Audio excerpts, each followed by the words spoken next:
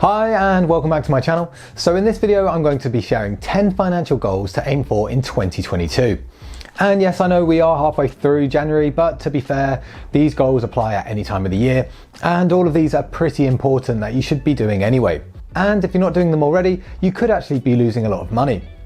This video also follows on nicely from the video of my personal goals where I discussed my financial goals for this year. If you haven't seen that already, then the link to that is up here and in the description below. If you're new to my channel, then my name's Ollie, and on this channel we discuss all things related to personal finance, investing, and how to reach financial freedom. So if that sounds like something you're interested in, then don't forget to subscribe, and if you get any value from this video, then I'd really appreciate an early thumbs up as it helps the channel massively. So goal number 1, YOLO your money into the next meme coin. No, I'm joking, please don't do that. So the actual goal number 1 is write out a financial plan of where you want to be in 3 months, 6 months, a year, and potentially even extend this further to a 5 and 10-year plan. You can decide the time frames, but the small steps will definitely help you to achieve the bigger goals. And make sure you write them down. As I mentioned in my last video, you are 42% more likely to achieve your goals if you write them down.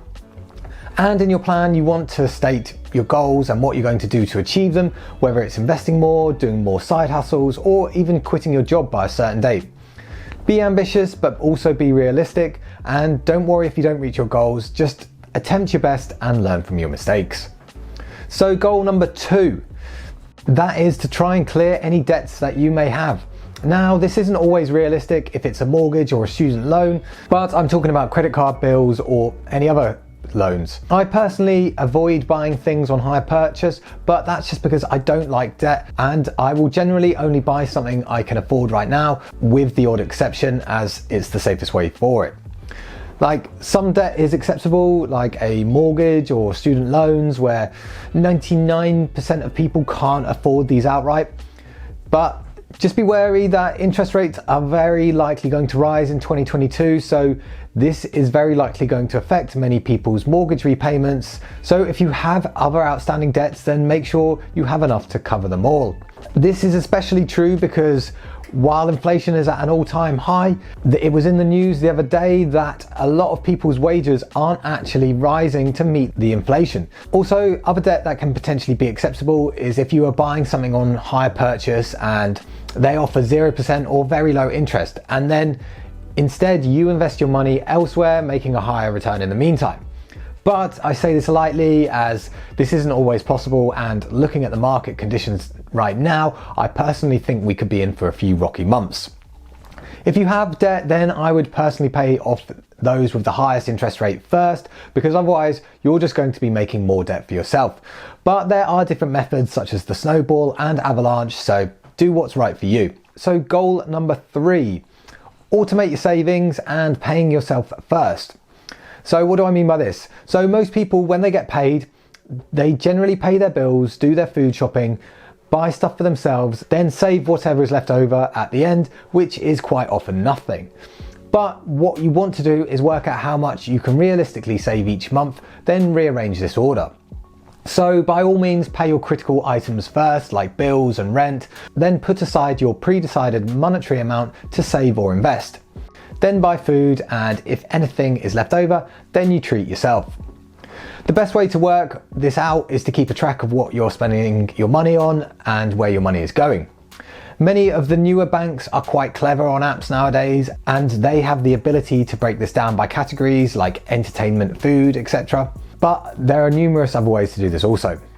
If you don't pay yourself first, then perhaps say you get a salary increase, then you'll be susceptible to what is called lifestyle inflation or lifestyle creep, whereby your spending grows just as your income grows, because you'll end up buying a nicer car or a house or a phone, just because in your mind you have more money, so you will never end up saving. There is always a reason to not pay yourself first, so set up a standing order on the day you get paid to move your money, and then either pay off some debt if you have any, or invest it. It doesn't matter if it's a small amount, just don't put it off or say you'll do it later, because This is a never-ending cycle.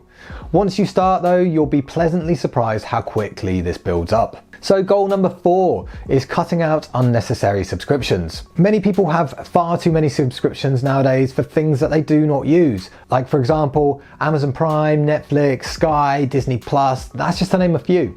I appreciate it's nice to have the opportunity to pick and choose what you want to watch, but realistically, do you need all of these? When I was a kid, we had 4 TV channels and I could still find something to watch. And even if you've cancelled all your TV subscriptions, then nowadays there is shed loads to watch on demand, on iPlayer or on All 4, and these are just in the UK, and I'm sure it's the same in many other countries around the world. Or if you still have Sky, do you really need this? Sky is so expensive compared to Netflix and Amazon Prime. I appreciate if you are a sports fan, then there isn't many other ways around this unless you want to go down the pub or go around to mates all the time, but if you're really trying to save cash, then you don't need all of these. Another area many people forget about is subscriptions to apps on their phones. Some of these take payments every 6 or 12 months, and it's easy to forget you're paying for it until they take the payment again. I know with Google you can check these in the Play Store, and I'm sure iOS must be similar, so ditch anything you're not using. Also, if you go to the gym, do you need an expensive gym membership? I pay about 40 quid-ish a month on a gym membership, but then some people at my work pay like 80 or even 120 a month. Yes, the machines may be more technical and up to date, but at the end of the day, the machines all help you to lose weight and or build muscle. Or perhaps you're even paying for a gym membership you're not even using. Maybe you took one out one January and then just didn't bother going after that. So if you're not using it, then you might as well scrap it. I mentioned in one of my previous videos how I bet there will be loads more gym gear for sale on marketplaces as we come out of the pandemic. So why not get yourself a bargain and work out at home? Plus, even without this equipment, there are loads of great exercises you can do with just your own body weight. So it's worth having a search after this video. So number 5 is to save a rainy day fund, which is a fund to cover you monetary wise if something goes wrong in your life. Now, some people say to save enough to cover you for 3 to 6 months, and others say an 8 to 12 month period. So just do what's right for you and save for the unexpected. And make sure it's enough to cover an emergency because you never know what life will throw at you. Also, put it in a readily available account. Now, you don't have to deposit a lump sum all at once, but just start putting some aside every month if you can. I currently have about just under a year's worth, but with inflation being so high at the moment and interest rates being so low, I'm probably going to reduce this and invest it instead. If you haven't seen my recent video on how to profit from inflation, then I recommend you check it out, so I'll put a link to it up here and in the description below. And this leads me nicely onto my next point, which is number 6, and that is to start investing. I've talked about this numerous times, and the sooner you start, the better on this. And if I had one bit of advice for a 20-year-old version of me, and for those of you wondering, yes, I had grey hairs then also, but that advice would be to start investing because it literally makes the world of difference for later in life. Even if you're investing a small amount each month could potentially lead you to retire early due to the compounding effect. For example, using the average return of an S&P 500 index fund of 8% and starting at age 20, you could potentially be a millionaire by the age of 65 by saving $200 a month. If you wait till the age of 30, you'd need to be saving $436 each month to become a millionaire by age 65. So this is why the sooner you begin, the better. I do an in-depth video on compound growth and how most people can become a millionaire. If you haven't seen it, then I'll put the link to it up here and in the description below. Moving on to number 7, and that is to start a side hustle. 99% of people could always do with a bit of extra cash, and this can help you to achieve your other financial goals like paying off debt or saving and investing. Did you know that most self-made millionaires generated their income from multiple sources? 65% had 3 streams of income, 45% had 4 streams of income, and 29% had 5 or more streams of income. I've done a dedicated video on side hustles that anyone can do, so I recommend you check that out, so I'll put the link to it up here and in the description below. But loads of these you don't even need to leave your house for, and you could do it on a schedule that works for you. There is always something you can do based on your skill set and the time you have available, like pet sitting for example, or online English teaching. It's never been easier. The ultimate side hustles are those that bring in passive income, where you can put the work in now and reap the benefits persistently afterwards. Examples of these are advertising, affiliate marketing, selling ebooks, or even digital products. So next on my list of goals is number 8, and that is not following the legal ways to avoid taxes.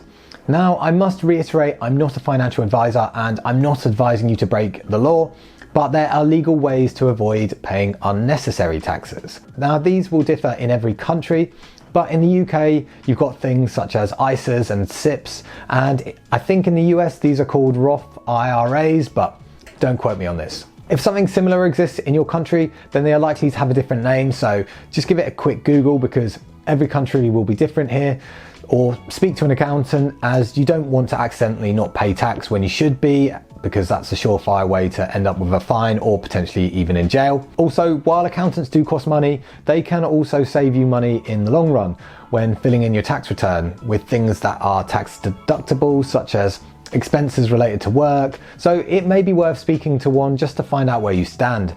Again, every country is different here, so I can't really shed too much knowledge on this one, so I highly recommend you just speak to one yourself. Also, a bonus bit of advice: if you are paying into a pension, then many companies will often match what you contribute. So I highly advise speaking to your employer and taking advantage of this if it's on offer, as it's technically free money. So goal number 9. Yes, I can count. Get rid of bad habits that can cost you money. For example, things like stopping excessive drinking, eating lots of takeaways, or wasting time on social media, or stopping smoking, which I am personally trying to do right now. Many of these things are not only expensive, but cutting these out will have a real positive impact on your life. Not only will you be more healthy, but think of the time saved by not smoking or not having hangovers, and you can use this additional time and money to invest in your other financial goals or invest in yourself. Which brings me nicely onto my last goal, which is goal number 10, and that is to invest in yourself. Whether it be learning new skills, reading more books, doing a course, or even looking after your physical or mental health, like eating more healthily or going to the gym. Honestly, exercise every day or even a cold shower in the morning can do wonders for the body and mind, and it really helps with productivity. So set aside some money for you and potentially try something new this year, or even put yourself outside your comfort zone so you can be a better person overall this year. So that's it for my financial goal suggestions for this year. If you haven't already planned, then it's not too late, so don't let this year get away without achieving at least some of your goals. Let us know below which goals you are planning to achieve this year, and if you have any other suggestions, then please put them in the comments. If you've got any value from this video, then please smash the like button, as it helps support the channel massively. Also, if you want to learn more about personal finance or investing, I recommend you subscribe and press the bell icon so that you don't miss out on any future updates, as I upload new content every week. It's been Ollie from Get Geek Finance. Thanks for watching, and I'll catch you in the next one.